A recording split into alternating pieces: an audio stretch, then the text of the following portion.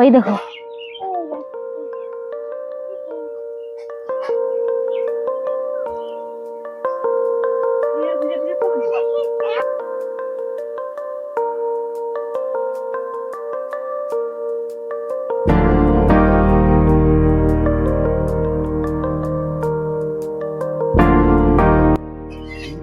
নমস্কার বন্ধুরা, রানুর রেসিপিতে সবাইকে স্বাগত জানাই। আজকে চলে এসেছি চিংড়ি মাছের এক সেরা রেসিপি নিয়ে, সেটা হলো ডাব চিংড়ি। চিংড়ি মাছের যত রেসিপি খেয়েছেন তার মধ্যে ডাব চিংড়ি হলো সেরা। আপনারা অবশ্যই বাড়িতে ট্রাই করে দেখবেন।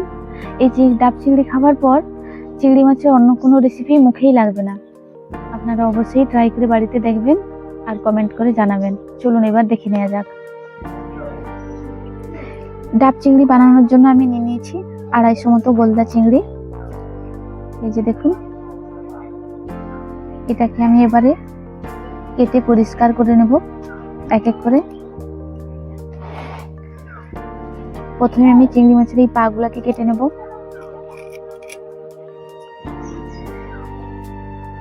তারপরে লেজের পিছন দিকটা,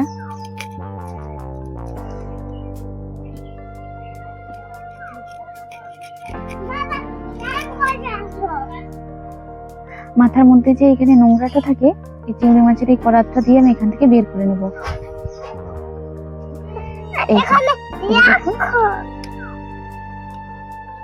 এইটা বেরিয়ে গেছে। এবার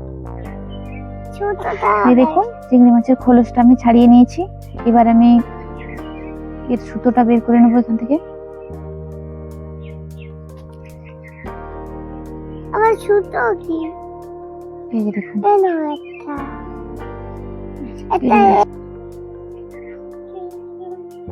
প্রত্যেকটা এভাবেই পরিষ্কার করে নেব এক এক করে আমি।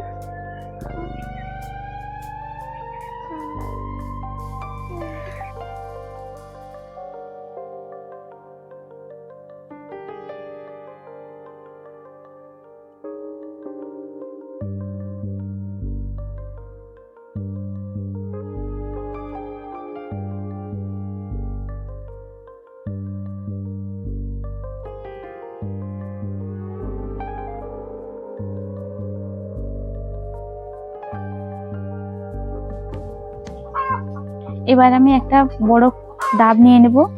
তার মধ্যে শাঁস যেন নরম থাকে। খুব বেশি পুরু হলে কিন্তু চিংড়ির টেস্টটা খুব একটা ভালো হবে না। এবার আমি ডাবের মুখটা কেটে নেব। ডাবের পেছন দিকটা এভাবে একটু সাইজ করে নিতে হবে, যাতে উনুনে ভালো করে বসে।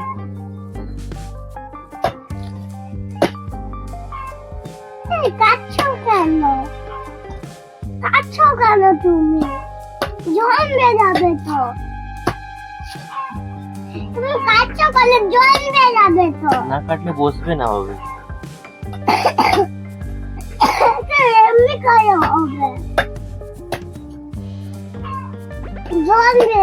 দেখছো জমছি, লাগে যাবে তো। এইভাবে কেটে নিয়েছি। দেখি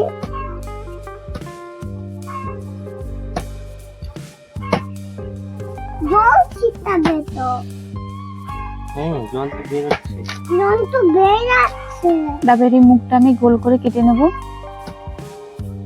ডাবের জলটা আমি এবার একটু পাত্রে ঢেলে নেব।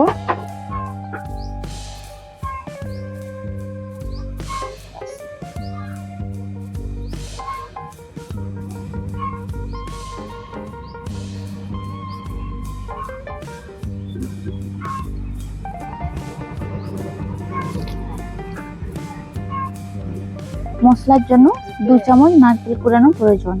তার জন্য আমি প্রথমেই নারকেলটা কুড়িয়ে নেব।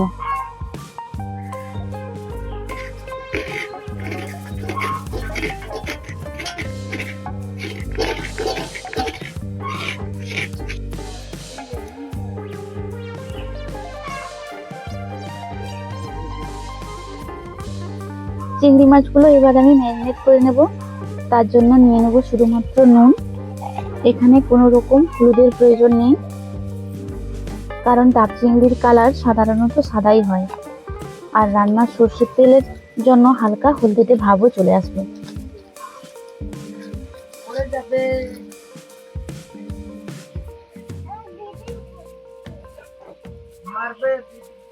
এবার আমি কড়াইতে 50 গ্রাম মতো সরষের তেল নিয়ে নেব।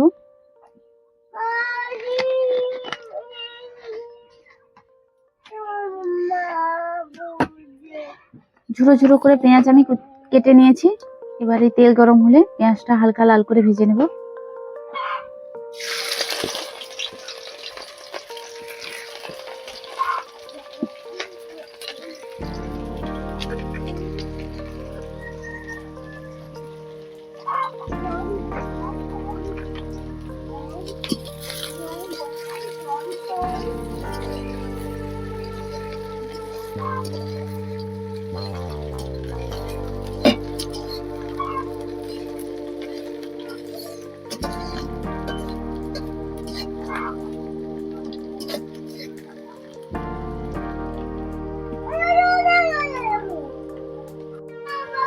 পেঁয়াজটা হালকা লাল করে ভাজা হয়ে গেছে। এবার আমি এর উপরে আদা রসুন বাটা দিয়ে দেবো। রসুন বাটা, আদা বাটা,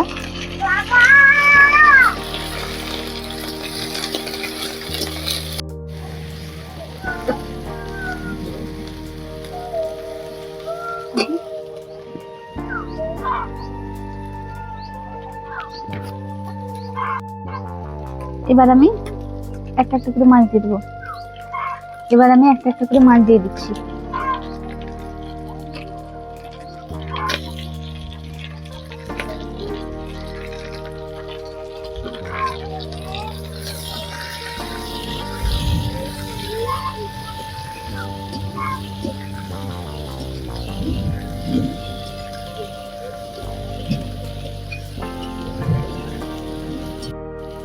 মশলার জন্য আমি বেটে নিয়েছি কালো সর্ষে, সাদা সর্ষে, কাঁচা লঙ্কা, নারকেল কুড়ানো।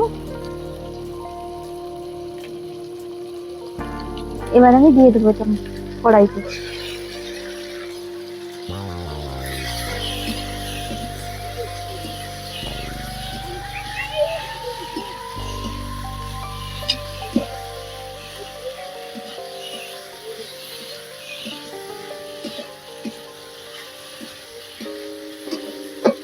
এই দেখুন, এবার আমি এই 200 ml ডাবের জল দিয়ে দেবো কড়াইতে। কোনো রকমের জল ছাড়াই শুধু ডাবের জল দিয়েই রান্নাটা করবো। স্বাদ মতো আমি এবারে নুন দিয়ে দিচ্ছি।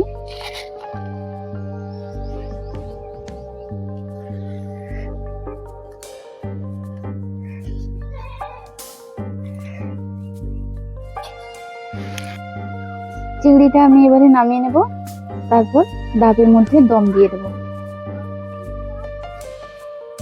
এবার আমি এক এক করে তুলে ডাবের মধ্যে চিংড়ি মাছটা দিয়ে দেবো।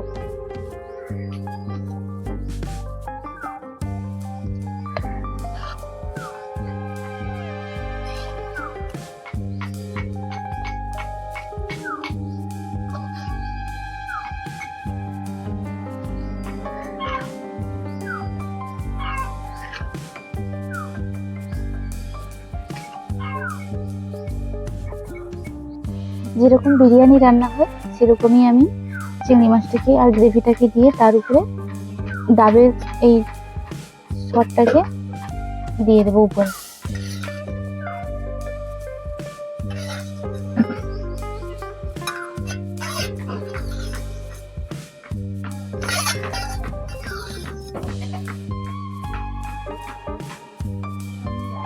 চিংড়ি মাছ দম দেওয়ার জন্য প্রথমে আমি একটু আটা মেখে নিয়েছি। তারপর একটা ছোট্ট বাটি দিয়ে ডাবের মুখটা এঁটে নেব।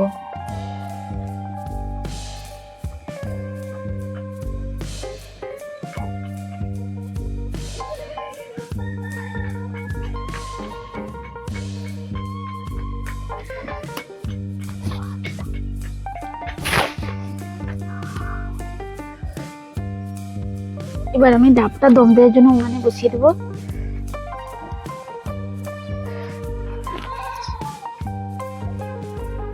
এবার আমি 15 মিনিট দম দিয়ে রেখে দেবো।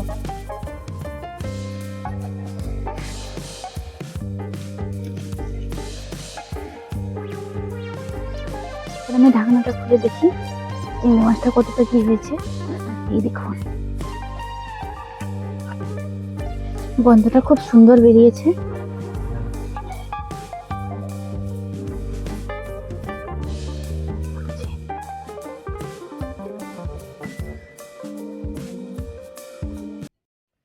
এই দেখুন চিংড়ি মাছটা কি সুন্দর, চিংড়ি মাছ খাবো আমি।